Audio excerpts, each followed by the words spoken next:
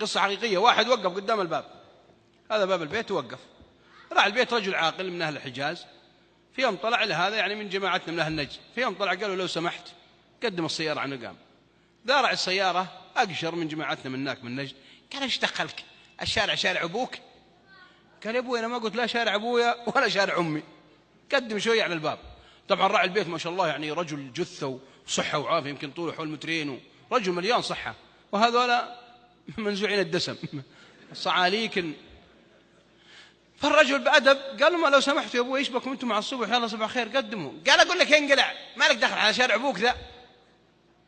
قال يا الله صباح خير ايش بهم دول مروقين يا أبوي قدم يا أبوي. قال الثاني قال يا فلان اترك عنك لا يغرك جسمه ذا، والله لو يسوي شيء لاك له أكل. هذا راعي البيت ضايق مرة، قال يا أبوي أنتم ما تسمع أنتم؟ قال احنا سامعين، ايش عندك؟ قال ايش عندي أنا أوريك. ويمسك الأول السواق، يوم رنوا هذاك الثاني اللي يقول أكلك صار يطحل فيه لكن يضرب ببتره وش ما مو حاس. يوم دوخ ذا الأول السواق التفت، يوم التفت ذا فقع شرد ويلحق وراه اللي يقول باكلك ويلحق وراه ومسكه. يوم بس قال يلا كني قال شبعان. طيب ليش من الأصل ما تأدبت مع الرجل قال لك قدم لو سمحت؟ ترى هذا مو في السعودية يا أخوان، هذا في كثير من الدول، لكن أقولها بأدب الحقيقة لأهل الإمارات وأهل عمان. أهل عمان وأهل الإمارات أنا شفت كم مرة أركب مع ناس راعين سيارات وتصير مثل المشاكل ذي، والله يا أخوان ينزل. هذا في رمضان حصل لي، وذكرت أنا في مخيم الطوار، مخيم الشيخ أحمد محمد بن حمدان، مخيم كبير يمكن قد المخيم مرتين أو ثلاث.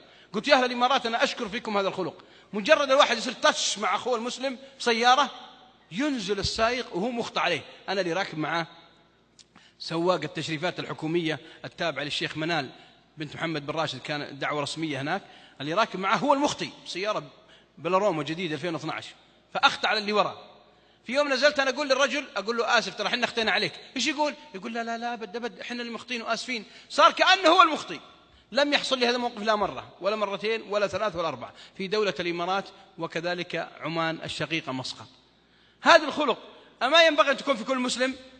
رد يا أخوان. ليش تميزوا بها أهل الإمارات وأهل مسقط؟ أهل مسقط بالذات تميزوا بها لأن المصطفى صلى الله عليه وسلم هو الذي أخبر عنهم.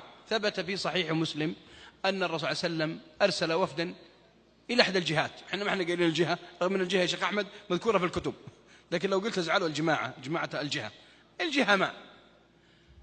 فأساءوا الأدب مع أصحاب محمد صلى الله عليه وسلم، فرجعوا إلى الرسول وقالوا يا رسول الله القوم اللي أرسلتنا إليهم والمنطقة ما تقول مثلا منطقة كذا أو كذا أي منطقة، يا رسول الله اسمعونا ما يسوءنا، يعني ما تأدبوا معنا، يعني يساءوا الأدب معنا.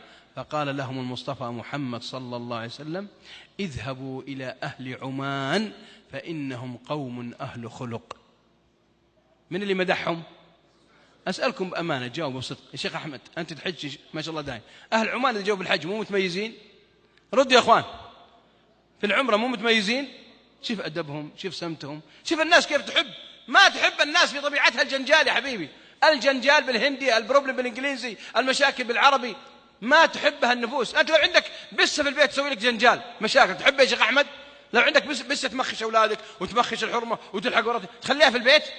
والله بكيس خيش وبرحة مو برحة جسمها اللي بين مكة وجدة، بحرة يا الفتحة دي طلعت الراقة قبل الحال كيس خيش وبحرة. لكن لو يا حبيبي يا شيخ أحمد بس حبيبي في البيت ايش تسوي بها؟ والله ثم والله زبادي نادك وتونا قودي فطبيعتنا حنا نحب هذا الشيء. فأرجو أن يكون هذا العيد يا أخوان عيد أنس، ما نبغى مشاكل يا أخوان، والله ترتاح. يقول ابن سعدي كلام نفيس يكتب بماء من الذهب، يقول لتجدن أشد الناس انشراحا، يعني صدر منشرح، ما عنده ضيق، ما عنده كبت، ما عنده وجه معبس. يقول أكثر الناس تعاملا بالخلق النبوي. الإنسان اللي يتعامل بالأخلاق النبوية تجد أكثر الناس انشراح صدر.